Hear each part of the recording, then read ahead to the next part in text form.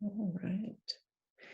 And welcome to everybody. Thank you for joining us today. We're just going to give folks one more moment to dial on in and join us, and then we will go ahead and get started. And welcome to folks who are watching us today on Facebook. Just a reminder to everybody that if you have comments as we're going through today, you're welcome to share those comments in the chat. And if you have questions, we probably will have a few moments at the end to take a few questions. So feel free to post your questions in the Q&A function at the bottom of your screen. And so I think we will just, let me take a look here. I think we will go ahead and get started. I know people are continuing to join, but I think they can catch up as we get going. So thank you for joining us today. My name is Abigail Lewis, and I'm the Executive Director of Bethany Arts Community, which is a not-for-profit located here in Ossining, founded on the belief that access to the arts can help enhance our perceptions and perspectives of the world, and with a commitment and goal of lowering the access to the arts and to artists. This week marked the start of our spring residency program as we welcomed these 6 talented and very lovely poets to spend the week with us in our first ever poetry residency. We have Pachenda Bao, Nicole Callahan, Jacob Goldwasser, Erika Meitner, Jason Schneiderman, and Rachael Phillips Shapiro. And we're very happy to have them. In May, we have our first spring multidisciplinary residence, which is similar to our fall program, which brings together artists working across multiple disciplines. As part of all of these residencies at Bethany, we ask that residents share their work with you. These programs take the form of readings like today's, classes, workshops, concerts, and more, and they're all free. And while today's reading is virtual, we have begun to hold some of our programming in person, and I encourage everyone to check out our website, learn more, and to register. Before I turn over our program today to our poets, I also wanted to say a thank you to our sponsors, Chillmark Wines and Spirits, Theater O, and Janet and Michael Peach. It's with their support and support from others that makes these events possible. I also just wanted to say how much fun we've had having the poets here this week. The bond they have created and their generosity of spirit with each other is what residencies are all about. And with that, I'd like to turn it over to Erika Meitner. Erika is the author of 5 books of poems, including Holy Moly, Carry Me, to the BOA Editions 2018, which was the winner of the 2018 National Jewish Book Award, and a finalist for the National Book Critics Circle Award. She is currently a professor of English at Virginia Tech, and her 6th book, Useful Junk, is forthcoming from BOA Editions in April 2022.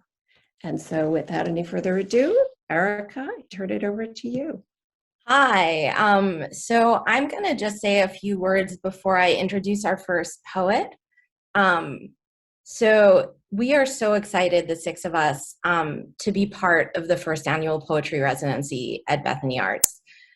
So there's 6 poets here. We're all fully vaccinated, and we've had the gift of living and writing here in Ossining since this past Sunday.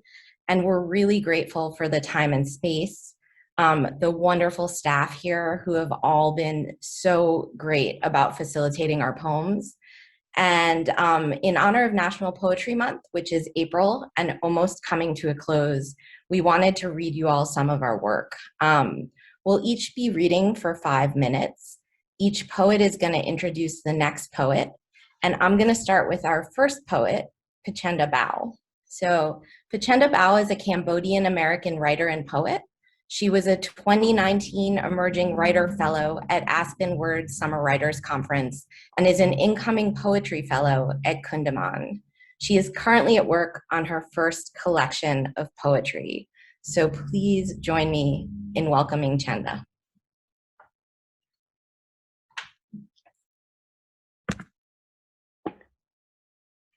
Hi, everyone. Thank you so much for having me. Thank you to Bethany Arts and Abby and David and Bonnie for being so welcoming this week. It's just been such a pleasure to be here with everybody.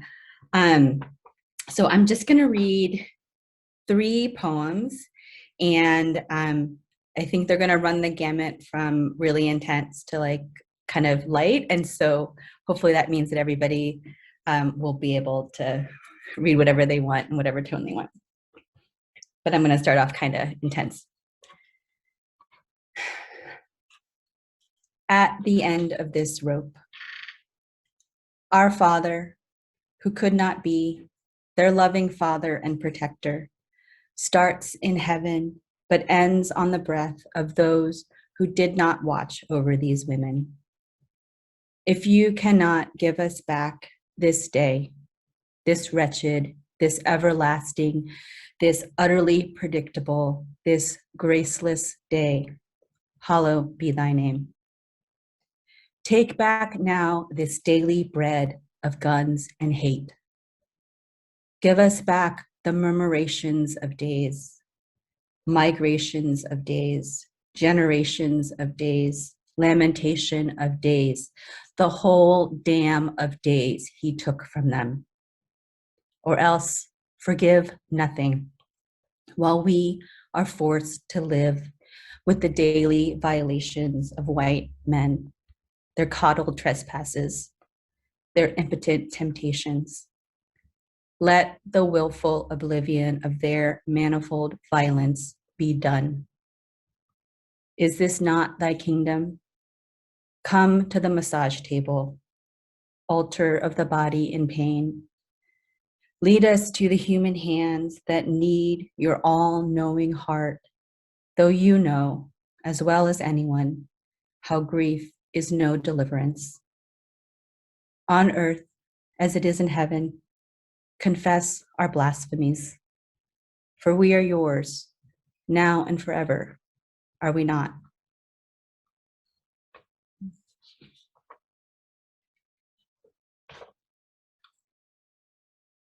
Today is my son's birthday. Whenever anyone says I'm a good mother, I think, I'm not raising my sons to be men. What would be the point? Oh, I know it's a compliment, like so many others, specific to women and our noble debasements. But if we're honest, we good mothers are flickering lenticulars, depending on your angle, monsters or care incarnate. My sons and I play a game. I tell them, I love you more than all the leaves and all the trees and all the forests. And they respond, I love you more than all the leaves and all the trees and all the forests, +1. So our love goes on and on to all the stars, riding every drop of rain, accounting each particle of dirt, each hair on every kind of body. They claim all the stones, the tiniest wrinkles on every parched planet, each wave of sound and the air that circles round. We race along the number line, forward and back. Infinity is a ball we're about to break something with. We take the measure of every little thing in the universe we can think of, and then sometimes they ask me, are you happy or are you mad? And this is my last poem. Thank you so much for being here and for listening. And I think my husband might be in the audience, maybe. The space between 2 points is infinite, but we chose marriage anyway. And you know, I don't love you sometimes. Love for me is not like the steady sun. Sometimes love is a blue whale, traversing the abundant oceans, feeding on small things. Sometimes you're the depths where I make my home. Sometimes you're the air that compels me to break the surface. Thank you. And next, our next poet is going to be Nicole Callahan. Nicole Callahan's poetry books include Superloop and the chapbooks The Deeply Flawed Human, A Study in Spring, and Downtown. Her work has appeared in Tin House, Sixth Finch, Pen America, the American Poetry Review, and as a poem a day selection from the Academy of American Poets. She teaches at New York University and currently serves as an artist in residence at Asterix Journal. Welcome, Nicole. Thank you. That was wonderful. This has all been such a gift, so thank you. Thanks. I'm reading from a series I've been writing called Grief Being. Grief being its own sort of desire. You should hear the gulls this morning. My horoscope tells me to stop pretending everything is okay, but isn't it? Light on water, blah, blah, blah, and the crabbers catching crabs and the sails still furled. An older couple rows into shore, geese lift into the broken sky, their wings more shadow than reflection. Grief being somewhat symmetrical. My grandfather could balance a spoon on his nose, or was that my father? Here is a bladder of warm water to ease your pain. Here is a table improperly set. For a period of my youth, my mother could not bear to look at me. Instead of sitting across from her at the table, she asked me to sit beside her. That way you won't turn my stomach, she said. For a long time, I believed this was a funny story. Grief being made of mesh, as might be seen at the aviary to keep the birds in, or like when Zoe baked me a cake to keep the bugs away, or in the Russian net of a bridal veil to symbolize modesty and obedience. Also, after a fire, in grafting, when donor skin is unavailable. Grief being a little like a spoon knocking against a bowl. Grief being spade and hoe of furrow and matter, bone meal, hormones, sweet mulch, swale and tilth, the gray ring in the sink after sudsing of first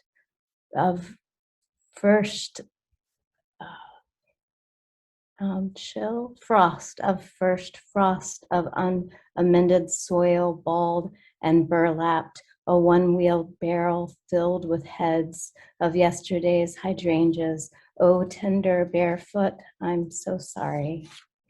Grief being a pink pearl, a mixture of an abrasive and rubber, vulcanized to bond the ingredients, carried in a star-strewn satchel, knocking against the knee of the girl, her graphite mistakes to be rubbed so hard as to make a hole in the paper in her chest, in the schoolroom's light. Grief being a movable city in such that Chinatown is uptown, that the Soho corner where you smoked and the snow is deep in Sunnyside in the even deeper summer, and the flowers you threw at the feet of the angels in Harlem, their petals are crushed in Brighton, where an old man sings under a Morningside moon. Grief being thin as an envelope, flat, so flat, and verily fragile, beloved item of the archivist, the veins visible through the skin, the hand which shook while writing the words, the dried out inkwell, the birds, the flag raised to surrender. Oh dear, who can I tell? Oh dear, dear. Grief being rather equine, of hide, hair, milk, meat, the thing one rides in on, the thing on which one departs, of flies in your eyes, this twitching at this hour, in this time, in this field. Grief being that song from childhood, oh spider, oh roller skates, oh Jesus, oh Jesus, oh Jesus, how my knees used to bruise the pears, the sky. I am so blue and purpley, even your thumb hurts me. Grief being a procession of people, usually organized along a street, often in costume, often accompanied by marching bands, floats, hats, flowers, baton twirlers, sometimes very large balloons like this one, in which I see your face, the whole parade of your body. Grief being and also not being, the onions translucent in the pan, mother's silk nightie. In the dark house, I move from room to room. My things surround me. The spoon on my grandfather's nose, my father with his teeth in his hand, the name I call myself, I say, as if in calling, I become. Ooh, okay, thank you. Our next reader is Jake Goldwasser. Jake is a poet and cartoonist whose work has appeared in The New Yorker, The Fiddlehead, and The Spectacle, and elsewhere. He is a new Jewish Culture Fellow and an incoming MFA candidate in poetry at the Iowa Writers Workshop. So please welcome Jake. He's also very nice.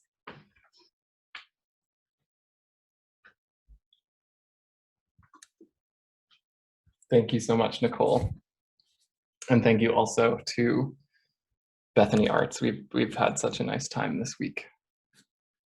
I thought I would read a couple of poems about the morning because this is a reading that's early in the day. This first one is called Morning is a Pariah. Who are you, children blinking in the dark, mumbling spells against monsters? Who are you, young people, locked in your artistic contortions, you parents attending to messes, you elders fitting jigsaw edges, impatient as when you toddled from your cribs? This is an hour of furtive waking. Morning abandons endless grays and neons of deep night for purple grays, brown grays, the tyrannical mark of pink yellows that marshal their angular barracks along walls and floors and sills. Sound returns like larvae from hibernation, trembling, the music of blue notes, of syncopation, the juridical pizzazz of a saxophone, its arrogant bravado and vibrato, or is it a bassoon? You see, when song returns to me, it is like the spring.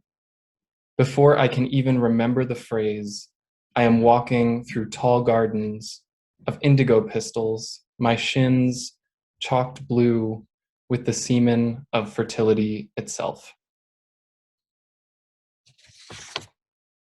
This next one is called Embodied Cognition, which is a phrase that a neuroscientist friend of mine taught me.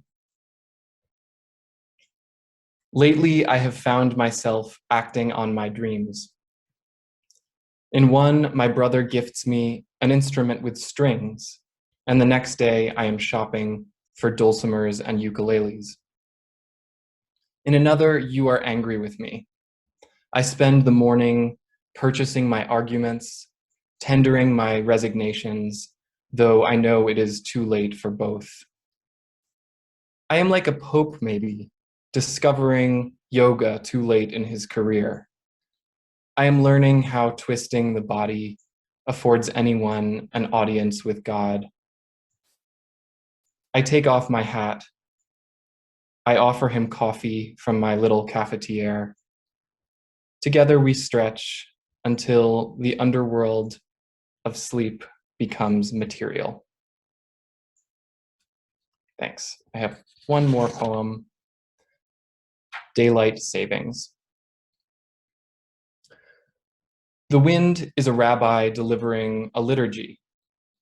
She chants the call to prayer to a congregation of grass. Blades sway and bob. A great spirit sweeps the sanctuary and wonders what, if anything, has changed. In my best moments, I have a handle on my sadness. I know what it's for and watch its spirals seep like gray water into soil. Sometimes in winter, I nose my head against the window of a train and face the light. Like an antelope, at the watering hole, taking as much water as time will allow. These days, the clocks set themselves. An hour of sleep is vanished in the night, and time is conferred only in the bleary questions of the morning. Like almost everyone, I've grown addicted to changing my life. And yet, exhausted by what I'll call a lack of sleep, I wipe the soot from the self-cleaning oven like it's the ashes of my father and everyone who came before him. Thanks. Up next, we have Erika Meitner, who you have already been introduced to and who is a wonderful poet. So I think you'll enjoy her poems. Thanks.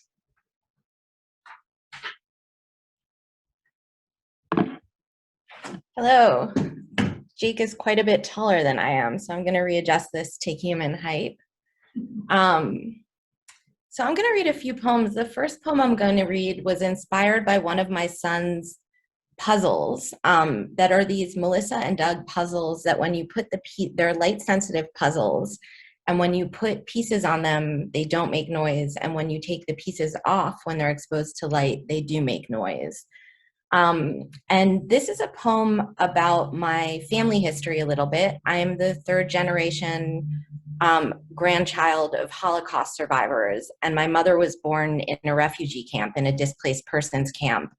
And one of the things that Chanda and I both discovered we had in common is that we're the children of refugees.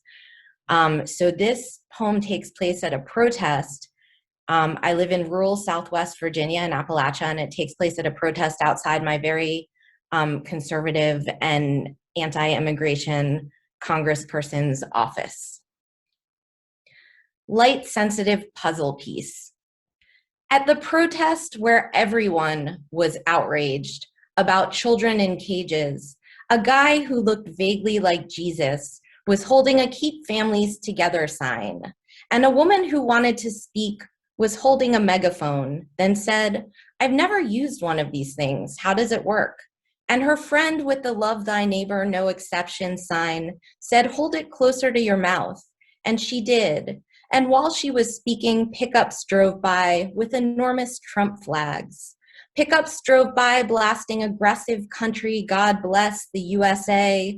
And I couldn't stop looking at protest Jesus's work boots, his cut-off homemade tank top.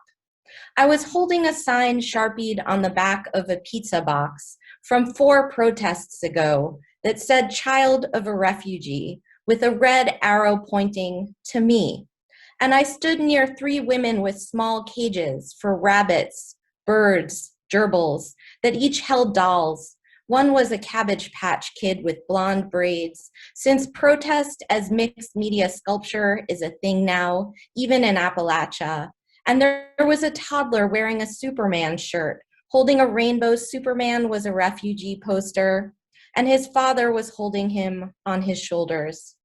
Some nights when it was late, and my sons were small and asleep in their beds, I'd turn off all the lights in the house, and suddenly the sound of a train, or a cow, or a cricket, something moving and alive from their puzzles, would speak. When you shifted a piece off or put one back on, this inanimate thing made animate by light would utter ghost sounds.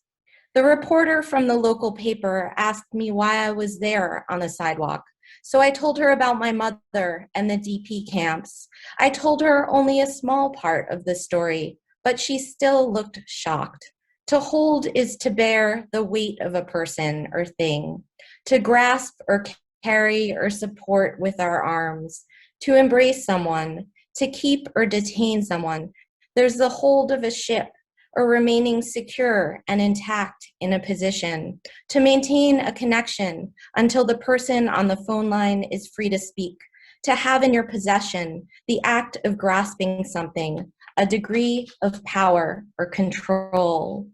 The last Shoah survivors are nearly gone, so they've made holograms to tell their stories to school children and museum visitors, but it's not the same. We respond to the sound of an actual human voice attached to a body, which means when the next woman with the megaphone in an ecumenical collar starts to read the last 4 lines of Emma Lazarus's The New Colossus, there's not a dry eye on the sidewalk in front of our local congressional office.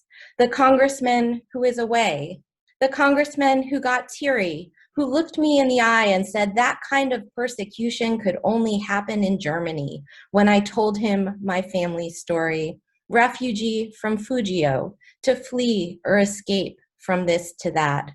Our meeting was a season before Nazis marched through Charlottesville and the rabbis pulled the Torah scrolls from the building and someone was killed, and I began quizzing my sons on our full names, addresses, phone numbers. Superman, born Kal-El on the planet Krypton, was rocketed to Earth by his father, unaccompanied, alone as an infant, moments before the destruction of his planet. It was months before anger turned to panic, then to fear. And here we are, the dislodged pieces, shoulder to shoulder, light sensitive, and bleeding into the deep night. I'm gonna read an airplane poem. This one's a little lighter since we're starting to be vaccinated and be able to get on airplanes again. This has a reference to an obscure TV show from the 80s called Highway to Heaven, which starred Michael Landon and Victor French. So if you were a child of the 80s like me, you might remember Highway to Heaven. A temple of the spirit. Let's say you're on a plane, and before the plane rises to clear congregations of treetops and blue-gray mountains, you watch the woman who called you up by zone number, then scanned your ticket. You watch her from your plane seat don a knit cap and head out to the runway to wave your plane from the gate with 2 bright orange batons, her arms held in an uppercase L as our plane taxis past her and her fluorescent green safety vest to rise quickly over the tiny houses and iced over cattle ponds of the Eastern Shore. Let's say that now you are on that plane, thrusting itself deep into the clouds, which enshroud everything for a moment in a dense halo of whiteness that is not fog, the kind of bright cloudiness you'd expect from the transition to a movie's dream sequence or the opening to an episode of Highway to Heaven with Michael Landon right before he walks down that deserted canyon road, duffel bag in hand, then hops in a baby blue 1977 Ford when Victor French pulls over for him. In the show, Landon is actually an angel stripped of his wings. He and French, a retired cop, are given assignments by the boss to help troubled humans overcome their problems. What I'm saying is sometimes we are asked to arrive in a new city and assume the identities of business employees or civil service workers for the greater good. Or sometimes we are forced to hold out our arms like cheerleaders for a team we don't believe in, as if our bodies can influence the score no matter what we are thinking. But what if the team is humanity? I don't know if there's a God, but sometimes we are asked to carry a baton for long periods of time, as if we're in a relay and can hand it off to the next person waiting, usually somewhere other than the place we began, though that action is so tricky and fails often.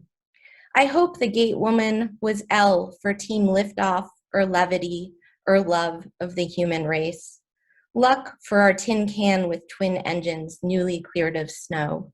Let's say yes. Thank you. Next up is Jason Schneiderman. Oh, just kidding. Next up is Rachael Phillips Shapiro. I'm sorry, we had a hyphenated last name, so I messed up the alphabet. Rachael Phillips Shapiro is a British-born poet and journalist. She was the recipient of an AWP Writer-to-Writer Mentorship Award for Poetry in 2020. Her writing spans titles from the New York Times to Food and Wine to The Independent. So please join me in virtually welcoming Rachael Phillips Shapiro to our podium.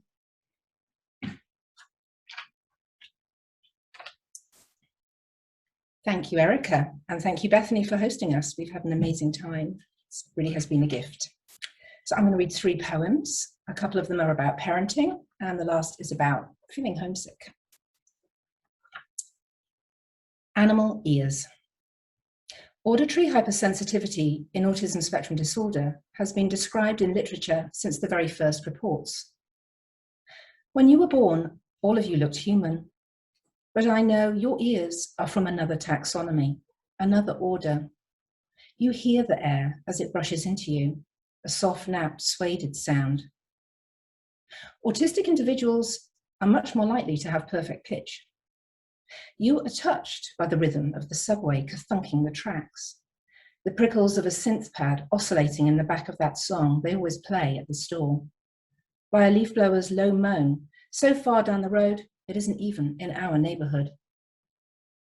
In studies examining loudness perception, autistic children showed lower loudness discomfort thresholds. It hurts to have these ears, to hear it all. When you were small, just the flush of a toilet, 80 decibels, was an assault.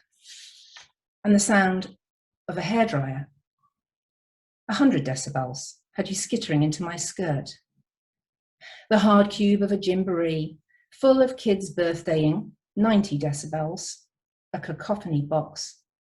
And the fire alarm, 120 decibels. It's like acid poured into your head, an operation without anesthesia. At school, 75 decibels. You wear ear defenders, like a jackhammer man. These headphones, minus 27 decibels. They're just cheap enablers of the least restrictive environment. The teacher tells the other kids what not to say, 60 decibels, but forgets you can hear their whispers, 20 decibels, when she cannot.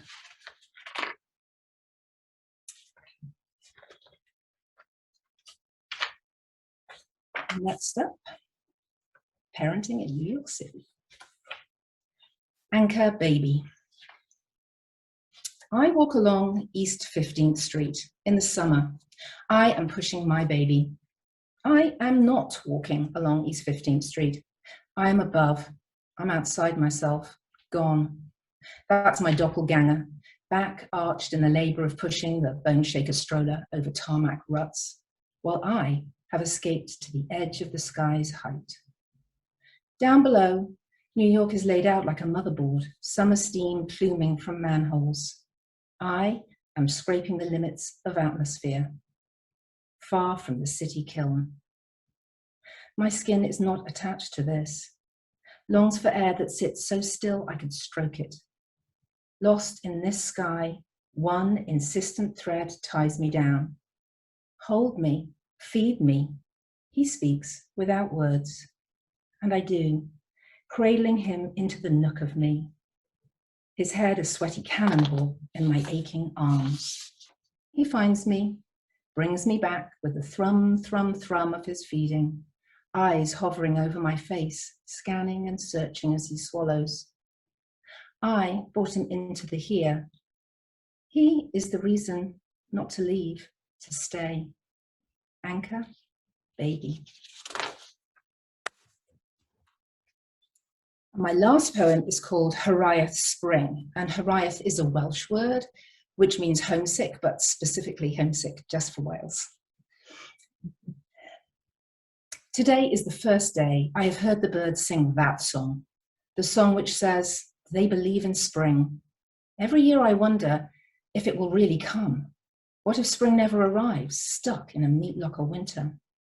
Their refrain weaves through scrawny tree limbs, carries me from dun to chlorophyll. They remind me of home, but I am not home.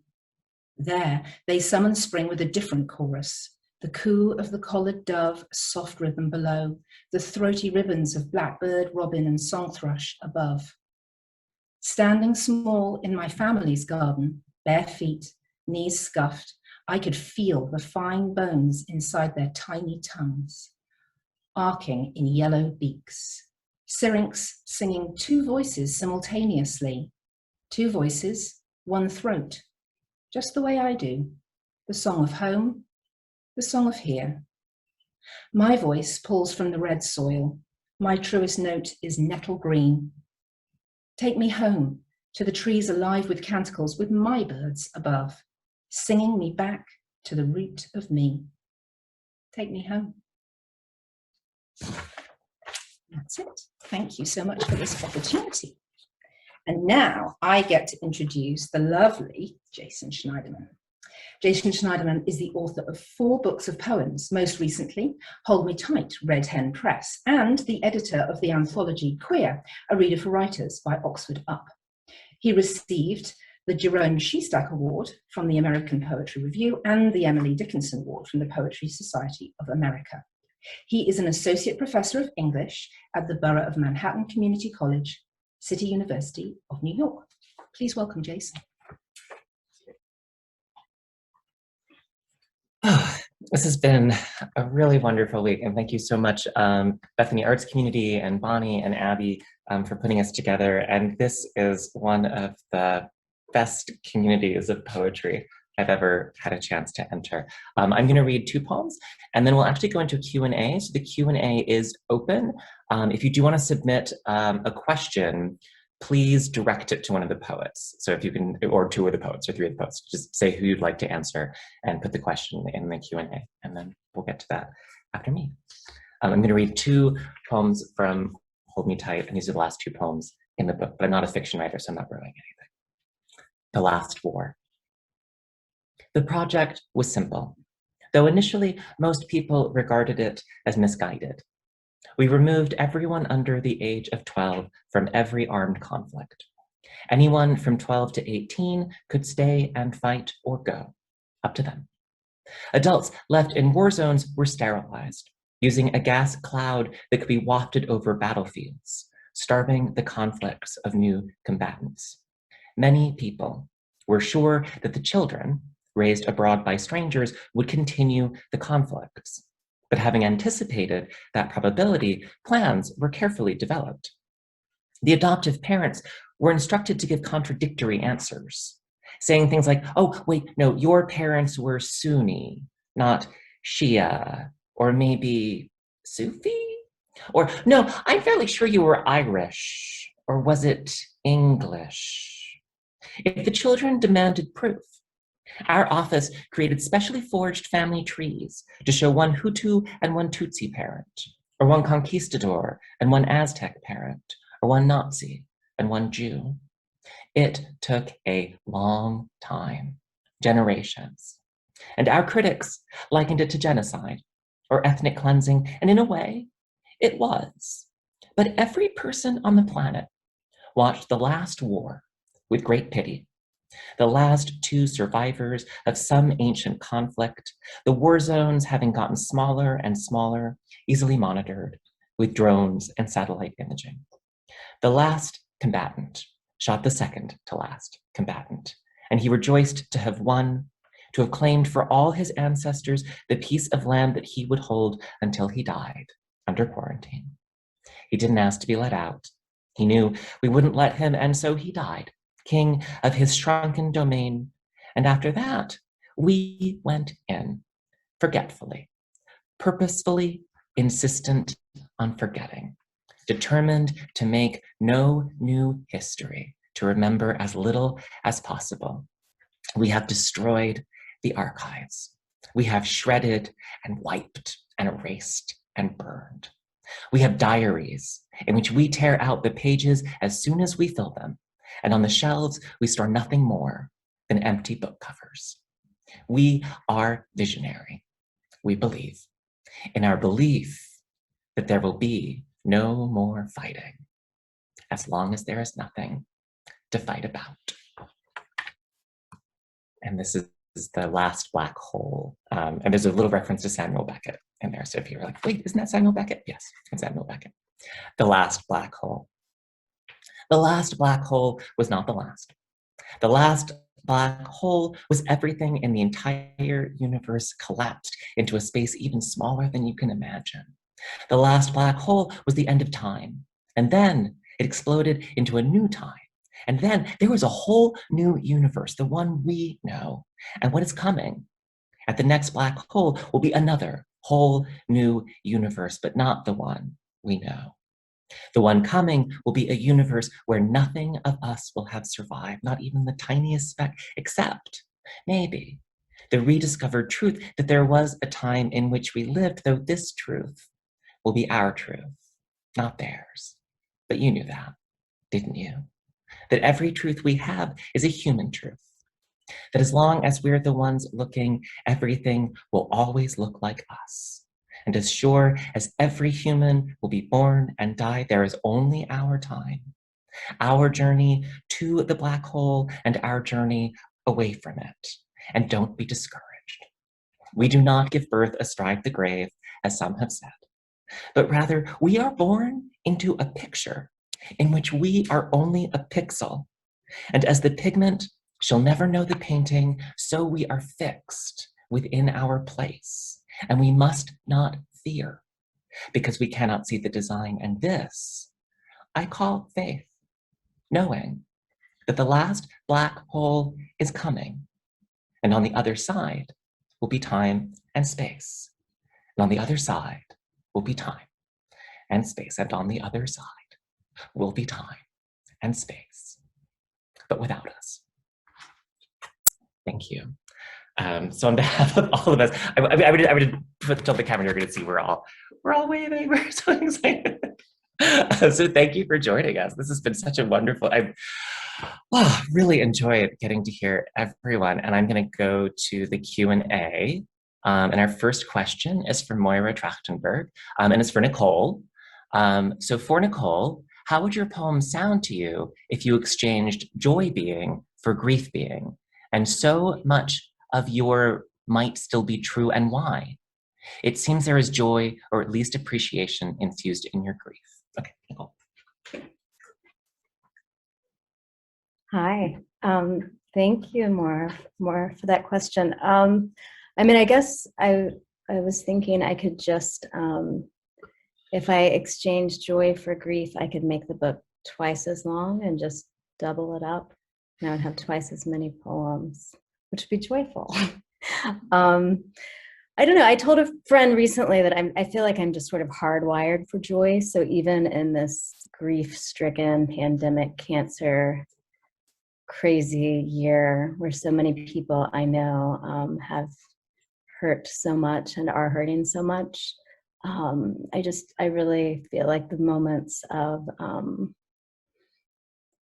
being together, looking around, noticing, there's always so much joy in that. So yeah, and I tried to look up a quote over there, but they were all by Khalil Gibran, but he believes that they can coexist. So me too.